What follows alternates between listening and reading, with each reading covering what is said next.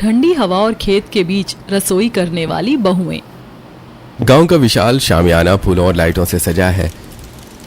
शहनाइयों की गूंज के बीच पांचों बहनें सुमित्रा, कविता, विमला, प्रीति और निशा दुल्हन के जोड़े में सजी बैठी हुई हैं।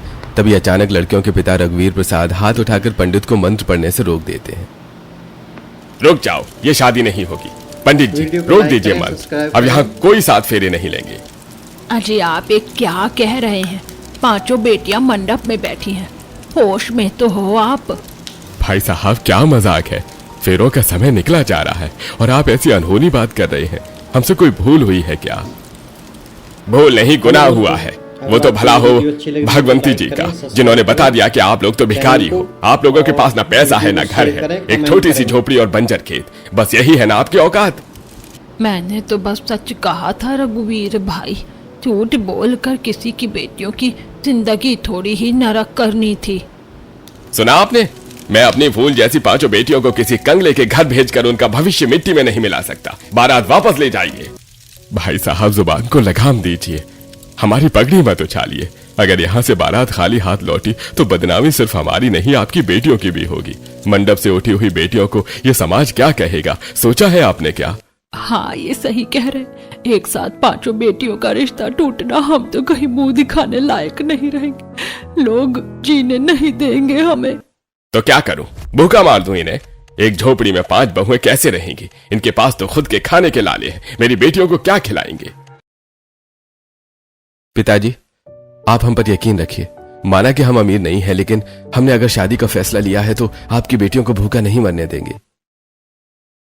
हम भले ही भूखे रह जाएंगे, लेकिन आपकी बेटियां भरपेट खाकर रहेंगी, भरपेट खाकर ही सोएंगी, ये हमारा वादा है। और बाकी सब ऊपर वाले पर छोड़ दीजिए पिताजी। बुजुर्ग कहते हैं कि भगवान इंसान को जागता जरूर भूखा है, लेकिन किसी को भूखा सुलाता कभी नहीं है। वो चिड़ियों को भी चुग्गा देता है, तो क्या हम इंसानों को नहीं देगा? रामपाल और उसके भाइयों की बातें सुनकर गांव के कुछ बुजुर्ग और रिश्तेदार आपस में कानाफूसी करने लगते हैं। तभी सरपंच साहब आगे आते हैं। अरे भाई देखिए रघुवीर जी, माँ बाप जन्मदाता जरूर होते हैं पर भाग्य विधाता नहीं। हो सकता है इस गरीब घर में जाकर आपकी बेटियों का भाग्य चमक जाए, जो शायद किसी अमीर घर में न चमकता। बेटियों के भाग्य पर भरोसा रखिए। ठीक है, जैसा मेरी बेटियों की तकदीर में लिखा होगा वही होगा। पंडित जी शुरू कीजिए। चलिए सावधान, कन्यादान के लिए आगे आइए। मंत्रों की आवाज और फिर से गूंजने लगती है। पांचों बहनें घूंघट की ओट में एक दूसरे का हाथ थाम लेती हैं। हे भगवान, सच में हम इतने गरीब घर जा रहे हैं, पता नहीं आगे क्या होगा। जो भी होगा अच्छा ही होगा बिमला, कम से कम हम पांचों बहनें एक साथ तो हैं, साथ मिलकर सब संभाल लेंगे।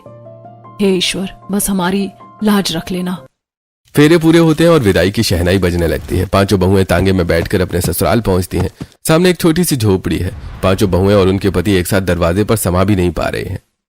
अरे दीदी थोड़ा उधर किसको ना, मेरा पैर कुचल दिया आपने। इस छोटे से दरवाजे में हम पांचों कैसे घुसेंगे? तो क्या मैं उड़कर अंदर जाऊं? जगह होगी तब भी तो घुसूंगी ना। तुम अपना लहंगा संभालो पहले। धक्का मत दो भाई, यहाँ तो खड़े होने की भी जगह नहीं। ऐसा लग रहा है जैसे किसी माचिस की डिब्बी में बंद होने जा रहे हैं। बस करो तुम लोग अपनी ये बचकानी हरकतें, कब बंद करोगी? अब तुम्हारी शादियां हो गई हैं, इस घर की बहुएं हो तुम, थोड़ी समझदारी दिखाओ। एक एक करके तमीज से अंदर चलो। सुमित्रा की डांट सुनकर सब एक एक करके अंदर दाखिल होती हैं। झोपड़ी में न छत का पंखा है न कूलर। कोने में एक पुराना टेबल फैन चर चर की आवाज करते हुए गर्म हवा फेंक रहा है। ये भगवान, यहाँ तो दम घुट रहा है, इतनी गर्मी। मायके में तो कम से कम छत का पंखा चैन की नींद सोने देता था। दीदी हमारा क्या होगा? ना एसी ना कूलर, रात कैसे कटेगी? निशा परेशान मत हो, अभी खेतों की तरफ से जब ठंडी हवा चलेगी तो तुम्हें इस पंखे की जरूरत भी नहीं पड़ेगी। बहुत सुकून की नींद आएगी। सुकून वो तो दिख रहा है, पर हम सोएंगे कहाँ? यहाँ तो सिर्फ एक ही खटिया दिख रही है। घबराओ मत बेटा, मैंने बीच बीच में ये पर्दे लगा दिए हैं। तुम पांचों जोड़े अपनी अपनी जगह बना लो, मैं और तुम्हारे ससुर जी बाहर दालान में सो जाएंगे। रात होती है। झोपड़ी के अंदर उमस है और बाहर मच्छरों का आतंक। बहुएं जमीन पर बिछी चटाइयों पर करवटें बदल रही हैं। दीदी तुम मना नहीं कर सकती थी, कम से कम तुम मना करती तो हम सबकी जान बच जाती। अच्छा सारा दोष मुझ पर डाल दे, तू तो बहुत तेज बनती है। तूने क्यों नहीं बोला मंडप में कि मुझे इस गरीब घर में नहीं जाना? हाँ हाँ भुगतो सब। सुमित्रा, मुझे पता है तुम सबको बहुत तकलीफ हो रही है, पर यकीन मानो ये दिन हमेशा ऐसे नहीं रहेंगे। हम पांचों भाई जी तोड़ मेहनत करेंगे। देखना, एक दिन मैं तुम्हारे लिए पक्का घर बनवाऊंगा। उम्मीद पर तो दुनिया कायम है। हाँ हाँ देख लिया वादा और देख लिया महल। अभी तो एक पंखा नसीब नहीं है, चले हैं महल बनवाने। भगवान ही मालिक है हमारा इस घर में। रात भर मच्छरों और गर्मी से परेशान कोई चैन से सो नहीं पाया और अगले दिन सुबह अगली मुसीबत सामने खड़ी थी। मम्मी जी बाथरूम किस तरफ है, मुझे नहाना है। बेटा हमारे घर में तो भीतर ऐसा कोई इंतजाम नहीं है। गांव में तो सब नदी पर या कुएं पर जाकर ही नहा लेते हैं। क्या नदी पर सबके सामने? मम्मी जी हम शहर की लड़कियों को बाथरूम में नहाने की आदत है, खुले आसमान के नीचे हम कैसे नहा सकती हैं? ये तो मुमकिन ही नहीं है। देख लिया, मैंने कहा था ना यहाँ कदम कदम पर तमाशा होगा। अब हमें सरेआम नहाना पड़ेगा। तुम लोग परेशान मत हो, हम जानते हैं कि तुम लोगों को इसकी आदत नहीं है। अरे भाइयों जरा इधर आओ। पांचों भाई मिलकर झोपड़ी के पीछे एक खाली जगह पर 4 खंबे गाड़ते हैं और उन पर पुरानी साड़ियों को लपेट कर एक 4 दीवारी बना देते हैं। ये लो, बन गया तुम्हारा गुसल खाना। साड़ियों का पर्दा लगा दिया है, तुम एक एक करके अंदर जाकर नहा लो, हम बाल्टियां भरकर यहाँ रख देंगे। बहुएं बड़बड़ाती हुई अंदर जाती हैं। जैसे ही पहली बहू ने नहाना शुरू किया तभी भगवंती देवी अपने 3-4 पड़ोसनों के साथ वहां पहुंच जाती हैं। अरे वो पार्वती ये क्या नृत्य कर रही है? सारी लाज शर्म बेच खाई क्या? खानदान की नाक कटवाने पर तुली है। सही कह रही है दीदी, हमने तो आज तक ऐसा जुबा नहीं देखा। बहुओं को खुले उघाड़े में नहला रही है, 4 लोग देखेंगे तो क्या कहेंगे? तुमसे तो ये उम्मीद नहीं थी, तुमने तो मर्यादा की सारी सीमाएं ही लांघ दी। छी छी छी। सुना आपने, ये लोग हमारा मजाक उड़ा रहे हैं। दीदी मुझे बहुत शर्म आ रही है, इससे अच्छा तो हम शादी ही नहीं करते। पिताजी ने पता नहीं क्या सोचकर हमें यहाँ भेज दिया। सही कह रही है निशा, हमारे आत्मसम्मान की तो धज्जियां उड़ रही हैं यहाँ। ये लोग हमें बेशर्म बोल रहे हैं। बस करो तुम दोनों, रोने और कोसने से कुछ नहीं होगा। देखो शादी के बाद अब यही हमारा घर है। ये लोग जो बोल रहे हैं बोलने दो। आप कैसे चुप रह सकती हैं सुमित्रा दीदी? ये औरतें हमें क्या क्या सुना रही हैं। छोटी, एक बात हमेशा याद रखना, मारने वाले का हाथ पकड़ा जा सकता है लेकिन कहने वाले का मुंह नहीं। अगर हम इनका जवाब नहीं देंगे तो इनके मुंह अपने आप बंद हो जाएंगे। दीदी सही कह रही है, हमें अपने पतियों का साथ देना है। आज साड़ियों का पर्दा है, कल ईंटों की दीवार भी होगी। सुमित्रा की बात सुनकर बाकी चारों बहुएं शर्मिंदगी छोड़कर सिर उठाकर गुसलखाने से बाहर निकलती हैं और पहली रसोई के लिए झोपड़ी में जाती हैं। झोपड़ी के अंदर रसोई के नाम पर एक छोटा सा कोना है जहां एक चूल्हा रखा है। पांचों बहुएं रसोई में घुसने की कोशिश करती हैं लेकिन वहां 2 लोगों की भी जगह नहीं है। सुमित्रा दीदी, यहाँ तो हाथ हिलाने की भी जगह नहीं है। चूल्हा जलाया तो हम सब धुएं से ही मर जाएंगे। सही कह रही हो, चलो चूल्हा बना लेते हैं, वहां खुली हवा भी मिलेगी और हम पांचों मिलकर काम भी कर पाएंगे। पार्वती जी बहुओं की मदद के लिए मिट्टी और ईंटें लाती हैं। बहुएं पढ़ी लिखी हैं, उन्हें चूल्हा लीपना नहीं आता।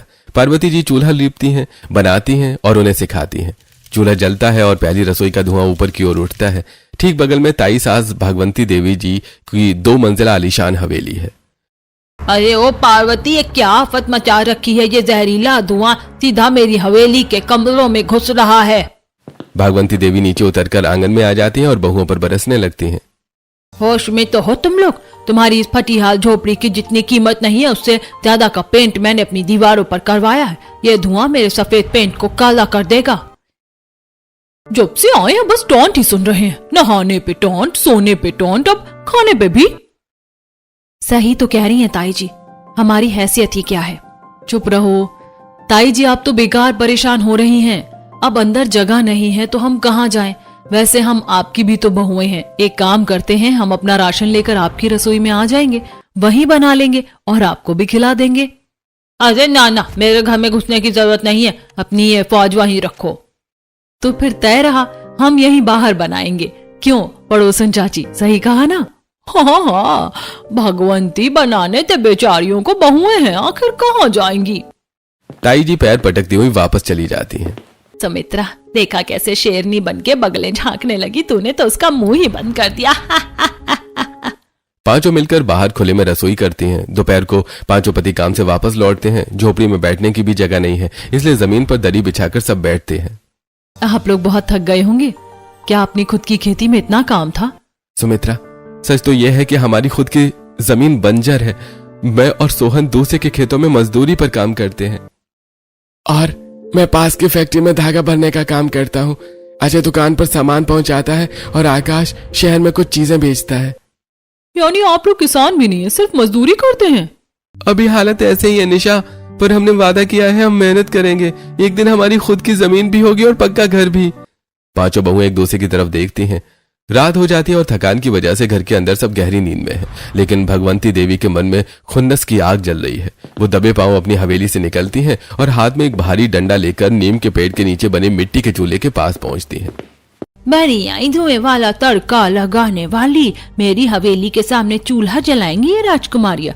अब बनाओ खाना इस पर। ताई जी पूरी ताकत से चूल्हे पर वार करती हैं और उसे चकनाचूर कर देती हैं। सुबह जब बहुएं बाहर आती हैं तो टूटा हुआ चूल्हा देखकर हैरान रह जाती हैं। ये देखो, कल ही तो इतनी मेहनत से लीपा पोती की थी और आज ये हाल है। ये जरूर उन्हीं ताई जी का काम है। रो मत निशा, चूल्हा ही तो टूटा है, हौसला नहीं। चलो इसे फिर से बनाते हैं। हम जितनी बार वो तोड़ेंगी उतनी बार बनाएंगे। देखते हैं उनकी लाठी में कितना जोर है। बहुएं दोबारा चूल्हा बनाती हैं, लेकिन दिन भर की चिड़चिड़ाहट और तानों से तंग आकर बहुएं अपने पतियों को सुनाने लगती हैं। आखिर कब तक ऐसे चलेगा? न रहने का ठिकाना, न ढंग का काम। हमें बताया गया था कि आपके पास खेत है, कहाँ है वो खेत?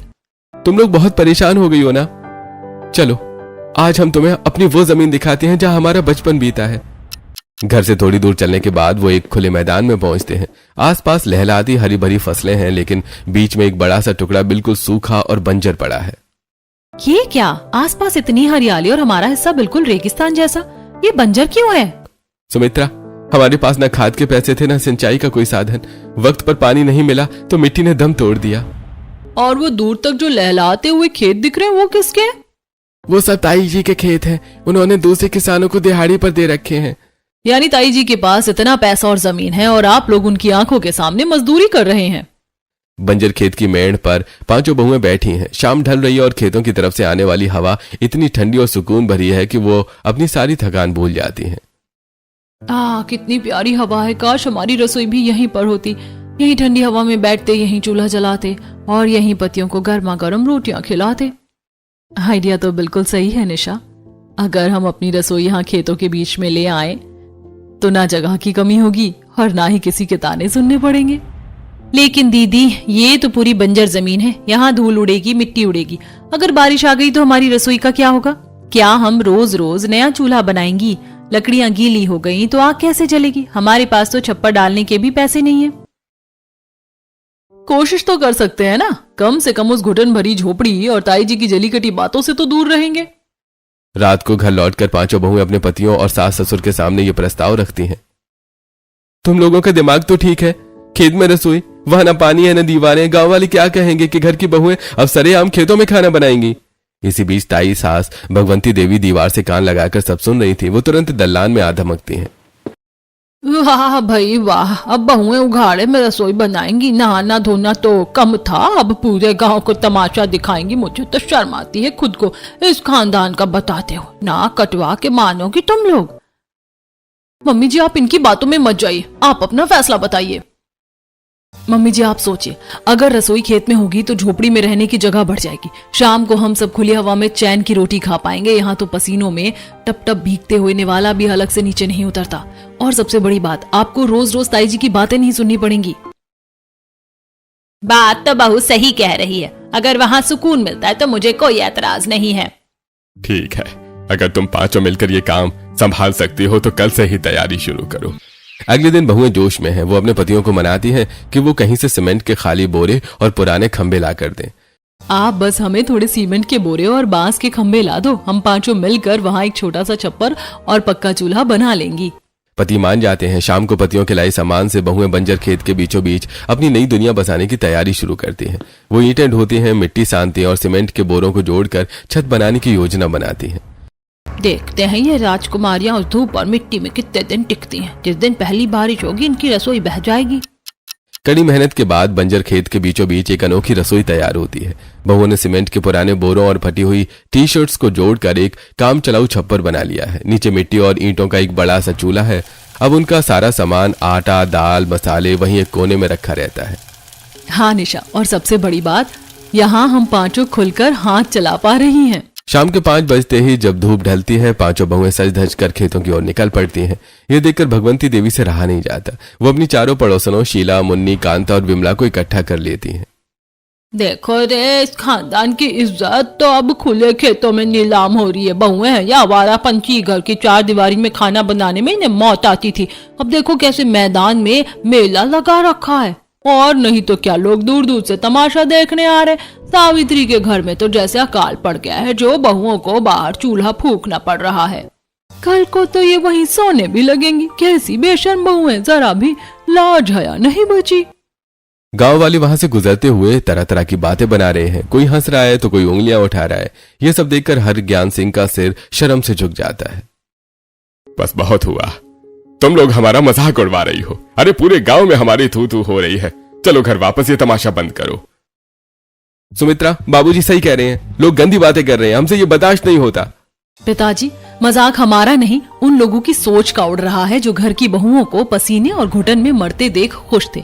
आज उन्हें खुली हवा में हमें देखकर तकलीफ हो रही है। हम यहाँ कोई गलत काम नहीं कर रही हैं, बस अपना पेट पालने के लिए सुकून से खाना बना रही हैं। हम टस्सीमस नहीं होंगे जब तक आप हमें एक सम्मानजनक और खुली रसोई नहीं बना कर देते। हम इसी ठंडी हवा और खेत के बीच रसोई में खाना बनाएंगी। पति और ससुर के कड़े विरोध के बावजूद बहुएं अपनी जिद पर अड़ी रहती हैं। वो सुबह धूप निकलने से पहले और शाम को 5 बजे के बाद खेतों में मोर्चा संभाल लेती हैं। धीरे धीरे सास पार्वती और ससुर भी वहां आकर बैठने लगते हैं। सच कहूँ तो हर ज्ञान जी, बरसों बाद चैन की सांस ले रही हूँ। उस झोपड़ी की घुटन से तो ये खेत 1000 गुना बेहतर है। शाम ढलते ही खेत के बीचों बीच चूल्हा जलता है। पांचों भाई काम से थक हार कर सीधे खेत पहुंचते हैं। वाह, ऐसी रोटी तो कभी झोपड़ी में बैठकर नहीं लगी। यहाँ तो जैसे भूख दुगनी हो गई है। और क्या, अब तो ताई जी को जलने दीजिए, हम तो यहीं अपनी रसोई चलाएंगे।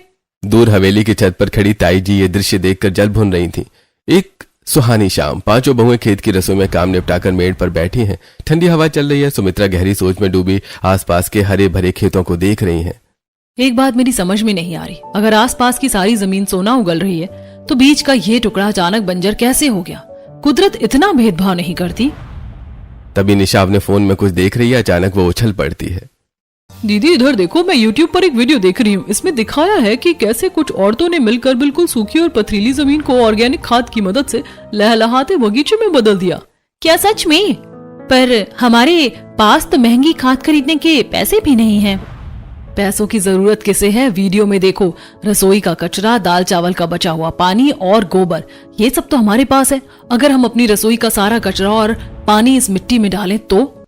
अगले दिन से ही बहुओं का नया मिशन शुरू हो जाता है। चलो बहनों, उठाओ फावड़ा, आज इस मिट्टी की सोई हुई किस्मत को जगाना है। पांचों बहुएं मिलकर जमीन की खुदाई शुरू करती हैं। वो घर की रसोई से निकलने वाला गीला कचरा, सब्जियों के छिलके और दाल चावल धोने के बाद बचा हुआ पानी एक गड्ढे में इकट्ठा करने लगती हैं। मम्मी जी ने बताया था कि गोबर को गलाकर उसकी खाद सबसे बढ़िया होती है। मैं और प्रीति गोबर के कंडे भिगोकर उनका अर्क इस मिट्टी में डालेंगे और मैं कुएं से बाल्टियां भरकर लाऊंगी। कई दिनों की मेहनत के बाद वो बंजर दिखने वाली जमीन अब नरम होने लगी है। बहुओं ने वहां छोटी छोटी क्यारियां बनाई है। सुमित्रा अपने साथ घर से लाई हुए मिर्च, टमाटर और कुछ हरी सब्जियों के बीज निकालती है। ये सिर्फ बीज नहीं है, ये हमारा जवाब है उन लोगों को जो हमारी गरीबी का मजाक उड़ाते हैं। ताई सास भगवंती देवी अपनी छत से ये सब देख रही हैं और मन ही मन खिसिया रही हैं। पागल हो गई हैं ये कल की आई हुई बहुएं। जहाँ सालों से घास का तिनका नहीं उगा, वहाँ ये सब्जियां उगाएंगी। मिट्टी ढो ढो कर अपनी जवानी और रूप खराब कर रही हैं। देख लेना, एक दिन थक हार कर वापस झोपड़ी में ही दुबक जाएंगी। बहुएं ताई जी के तानों को हवा में उड़ा देती हैं। वो सुबह शाम अपनी खेतों वाली रसोई के साथ साथ अपनी छोटी सी बगिया की देखभाल करती हैं। बहुओं की मेहनत रंग तो ला रही थी, पर पहले प्रयास में डाले गए बीज ज्यादा पानी और गर्मी की वजह से सड़ गए। पांचों बहुएं मायूस हुई, पर सुमित्रा ने हिम्मत नहीं हारी। दूसरी बार जब बीज अंकुरित होने ही वाले थे, तब रात में भयंकर आंधी आ गई। धूल भरी हवा ने क्यारियों को ऊपरी मिट्टी की परत ही उड़ा दी और सारे बीज बिखर गए। दीदी किस्मत ही खराब है हमारी, हवा ने सब कुछ बर्बाद कर दिया। हवा मिट्टी उड़ा सकती है निशा, हमारा इरादा नहीं। चलो तीसरी बार कोशिश करते हैं। तीसरी बार उन्होंने क्यारियों के चारों तरफ सूखे पत्ते और लकड़ियों की छोटी मेड़ बनाई। कुछ दिनों बाद सुबह की पहली किरण के साथ निशा चिल्लाई, दीदी देखो देखो, छोटा सा हरा अंकुर, हमारी मेहनत सफल हो गई। सच में, एक दो नहीं, देखो पूरी क्यारी में नन्हे नन्हे हैं। ताई सास भगवंती देवी अपनी छत से ये सब देख रही थी। उनके माथे पर पसीना आ गया। अगर ये पौधे बड़े हो गए तो गांव वाले कहेंगे कि सावित्री की बहुओं ने चमत्कार कर दिया, मेरा नाम मिट्टी में मिल जाएगा। नहीं, इन्हें रोकना ही होगा। रात का गहरा सन्नाटा है। पांचों बहुएं अपने खेत वाली रसोई समेट कर घर आ चुकी हैं। अंधेरा का फायदा उठाकर ताई जी दबे पांव खेत में पहुंचती हैं। वो एक एक करके उन कोमल पौधों को जड़ से उखाड़ने लगती हैं और मिट्टी को अपने पैरों से रौंद देती हैं। अगली सुबह जब बहुएं अपनी रसोई के लिए खेत पहुंचती हैं तो वहां का नजारा देखकर उनके पैरों तले जमीन खिसक जाती है। क्यारियां उखड़ी पड़ी हैं, नन्हे पौधे मुरझाकर मिट्टी में दबे हुए हैं। पूरी मेहनत एक रात में राख हो गई। हमने तो पहले ही कहा था शहर की बहुएं चलिए खेती करने, बंजर जमीन ने अपनी औकात दिखा दी, निकल गई सारी हवा। रसोई भी गई और खेती भी, अब चलो वापस अपनी उसी झोपड़ी में। बहुएं सुबक रही हैं, लेकिन सुमित्रा की नजरें भीड़ में खड़ी ताई जी पर टिक जाती हैं। क्यों जी सुमित्रा, बड़ी आई थी इस पत्थर से सोना निकालने वाली। देख लिया कुदरत का करिश्मा, मेरी बात मान लेती तो आज ये मुंह ना छुपाना पड़ता। ताई जी, ये काम तो किसी अपने ने ही किया है, जिसे हमारी तरक्की से जलन हो रही थी। तो क्या कहना चाहती है? साफ साफ बोल। जिसने भी ये किया है उसने सिर्फ पौधे नहीं उखाड़े, अपनी इंसानियत उखाड़ फेंकी है। खेत में हुई बर्बादी के बाद सुमित्रा ने हार मानने के बजाय सच का पता लगाने का फैसला किया। उस दिन बहुओं ने मिलकर चूल्हे पर केसरिया खीर बनाई थी। सुमित्रा ने सोचा कि इसी बहाने ताई जी के घर जाकर उनके मन को टटोला जाए। पांचों बहुएं जैसे ही ताई जी की हवेली के मुख्य द्वार पर पहुंची, अंदर से आती आवाजों ने उनके कदम रोक दिए।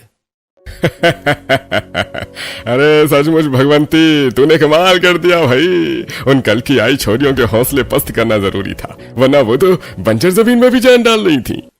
अरे मैं क्या इतनी आसानी से पूरी जायदाद हाथ से जाने देती? अगर वो बंजर टुकड़ा लहलहा उठता तो सालों पुराना वो राज बाहर आ जाता। चुप कर, धीरे बोल। अगर उन्हें पता चल गया कि हरज्ञान मेरा सगा नहीं सोतेला भाई है और इस पूरी जायदाद का असली वारिस वही है, तो हम सड़क पर आ जाएंगे। हमने तो उसके सीधेपन और छोटे होने का फायदा उठाकर सारी कागजी कार्रवाई अपने हक में कर ली थी। और ऊपर से हम उन पर यह एहसान भी जताते हैं कि वो हमारे रहमो करम पर पल रहे हैं। ये छोटी सी झोपड़ी और वो बेकार जमीन का टुकड़ा हमने उन्हें दान में दिया है ताकि वो हमारे तलवे चाटते रहें। बाहर खड़ी पांचों बहुओं के हाथ कांपने लगे। खीर का बर्तन सुमित्रा के हाथ में थरथरा रहा था। निशा और प्रीति की आंखों में गुस्से के आंसू थे। वो चुपचाप वहां से पीछे हट गई और सीधे अपने खेत वाली रसोई में लौट आई। दीदी, ये सब क्या था? हम जिन्हें अपना बुजुर्ग मान रहे थे वो तो आज तीन के सांप निकले। वो आलीशान हवेली, वो लहलहाते खेत, वो सब हमारे ससुर जी का है। और ये लोग हमें कंगला और भिकमंगा कहकर ताने मारते थे। हमारी ही संपत्ति पर कब्जा करके हमें ही मजदूर बना दिया। दीदी, अब हमें चुप नहीं बैठना चाहिए। चलिए अभी सबको सच बताते हैं। नहीं कविता, अभी नहीं। उनके पास ताकत है, पैसा है और शायद वो कागजात भी जो उन्होंने छल से बनवाए हैं। हमारे पास सिर्फ सुनी सुनाई बातें हैं। अगर हम अभी शोर मचाएंगे तो वो सबूत मिटा देंगे। तो क्या हम ऐसे ही चुपचाप उनका जुल्म सहते रहेंगे? बिल्कुल नहीं। हमें वो असली कागजात ढूंढने होंगे जो उन्होंने छिपा कर रखे हैं। हमें साबित करना होगा जिसे वो दान कह रहे हैं वो असल में हमारा अधिकार है। बहनों, ताई जी का ध्यान भटकाने के लिए हम अपनी खेतों वाली रसोई को और बड़ा करेंगे और सबूत इकट्ठे करेंगे। बहू ने तय कर लिया था कि वो अपने पतियों को अभी कुछ नहीं बताएंगे, क्योंकि वो सीधे साधे हैं और बात बिगड़ सकती है। साथ ही किस्मत ने भी पांचों बहुओं का साथ दिया। गर्मी की छुट्टियों में ताई, ताऊ और उनका परिवार शहर घूमने गया। हवेली सूनी थी। क्यों ना हम ताई जी के घर में घुस जाएं छत के रास्ते से और तलाशी ले। हाँ, अच्छी तरकीब है। अभी मौका भी है, दस्तूर भी। बहनों, अगर कागज हवेली में होते तो ताई इतनी बेफिक्र होकर शहर ना जाती। याद करो, जब भी हम नीम के उस पुराने पेड़ के पास जाते हैं ताई चीखने लगती है। हो ना हो उसी नीम के पेड़ के नीचे कुछ है। ठीक है, हम आज रात को ही इस राज का पर्दाफाश करेंगे। रात के सन्नाटे में पांचों बहुएं फावड़ा लेकर नीम के पेड़ के नीचे पहुंचती हैं। पसीने से तरबतर होकर वो खुदाई करती हैं और करीब 3 फीट नीचे एक तांबे का मटका मिलता है। दीदी, मिल गया। देखो, इसके अंदर लाल कपड़े में लिपटे कुछ पुराने कागज हैं। सुमित्रा जल्दी से कागज खोलती हैं। वो असली वसीयत और जमीन के दस्तावेज थे, जिन पर ससुर हरज्ञान सिंह के पिता के साफ दस्तखत थे कि पूरी 100 बीघा जमीन और हवेली के असली वारिस हरज्ञान सिंह ही हैं। बहुएं तुरंत घर लौटती हैं और ससुर जी को जगाकर उनके सामने वो कागज रख देती हैं। हे भगवान, जिसे मैं अपना सगा भाई समझकर भगवान मानता रहा, उसने मेरे साथ इतना बड़ा छलावा किया। यह सब मेरा था और मैं अपने बच्चों को एक झोपड़ी में तड़पता देखता रहा। बेकार है ऐसे रिश्तों पर सुमित्रा। तुम पांचों ना होती तो हम आज भी उनके तलवे चाट रहे होते। बेकार है ऐसे रिश्तों पर सुमित्रा। तुम पांचों ना होती तो हम आज भी उनके तलवे चाट रहे होते। अगले दिन गांव की चौपाल लगती है। ताई और ताऊ जैसे ही शहर से लौटते हैं उन्हें सीधे पंचायत में बुला लिया जाता है। वहां सरपंच और गांव के लोग मौजूद हैं। उमराव सिंह, तुम्हारी चोरी पकड़ी गई है। बहुओं ने वो सच ढूंढ निकाला जिसे तुमने सालों से मिट्टी में दबा रखा था। अरे ये सब झूठ है, ये कागज फर्जी है। ताया जी, अब बात पंचायत से आगे निकल चुकी है। हम पांचों बहुएं शहर के वकील से बात करके आई हैं। अगर आपने शांति से हमारा हक नहीं लौटाया तो कोर्ट के सिपाही आपको हथकड़ी लगाकर ले जाएंगे। चुन लीजिए, इज्जत से जमीन वापस करेंगे या जेल जाएंगे। अरे हरज्ञान भाई, हमें माफ कर दो, हमसे गलती हो गई। भाई साहब, आपने तो सगा होकर सौतेले से भी बुरा व्यवहार किया। खैर, मेरी बहू ने जो फैसला लिया है वही अब इस घर का कानून होगा। सुमित्रा और बाकी बहुओं ने मिलकर ताई ताऊ को हवेली से बाहर कर दिया। ताई जी, आज से आप और ताया जी उसी मिट्टी की झोपड़ी में रहेंगे जहां आपने हमें इतने सालों तक रखा। अब आप हमारे रहमो करम पर वहां रहेंगी। आपको भी तो पता चले कि उस घुटन और मच्छरों के बीच रातें कैसे कटती हैं। और हाँ, वहाँ हमने मनी प्लांट और कुछ बेलें लगाई थी, उन्हें पानी देते रहना, शायद आपको भी थोड़ी ठंडी हवा नसीब हो जाए। परिवार अब आलीशान हवेली में शिफ्ट हो गया है, लेकिन बहुओं का दिल अभी भी उसी बंजर खेत जो अब हरा भरा है में बसा हुआ है। उन्होंने खेत के उसी हिस्से में जहां उनकी रसोई थी अपनी यादों के लिए एक छोटी सी ईंटों वाली झोपड़ी बनाई है। दीदी, हवेली में चाहे कितने भी कमरे हों, पर जो सुकून इस छोटी सी जगह पर मिलता है वो कहीं नहीं। उस झोपड़ी के चारों ओर उन्होंने लौकी, तोरई और अंगूर की बेलें चढ़ा दी हैं। बहुएं सिर्फ खाना नहीं बनाती, वो बंजर जमीन पर ध्यान देना शुरू करती हैं। धीरे धीरे उनकी मेहनत रंग लाती है। जो टुकड़ा बंजर था वहां अब हरी भरी बेलें और सब्जियां लहलाने लगती हैं। पतियों का आत्मविश्वास बढ़ता है। रामपाल अनाज बेचने का काम संभालता है। सोहन खाद का और बाकी भाई खेतों में हाथ बटाते हैं। अब पूरा खेत लहला रहा है। बहुओं ने मिलकर एक शानदार बिजनेस मॉडल तैयार किया है। सुमित्रा, इस बार हमारे ऑर्गेनिक अनाज की मांग शहर तक पहुंच गई है। सारा अनाज मंडी जाने के लिए तैयार है। और हमारी जैविक खाद तो आसपास के 10 गांवों के किसान ले जा रहे हैं। हम खेती के नए उपकरणों और सिंचाई का काम देख लेंगे। अब हमारी जमीन का एक भी कोना बंजर नहीं रहेगा। शाम का समय है। हवेली के आराम को छोड़कर पांचों बहुएं और उनका परिवार खेत वाली उसी झोपड़ियों के पास जमा हुआ है। चारों तरफ फसलें झूम रही हैं। दूर झोपड़ी में बैठी ताई जी अपनी हवेली को देख रही थी। लेकिन दोस्तों, क्या आपको लगता है कि ताई ताऊ की झोपड़ी में भेजना सही सजा थी या बहुओं को उन्हें माफ कर देना चाहिए था? अपनी राय हमें कमेंट में जरूर साझा करें।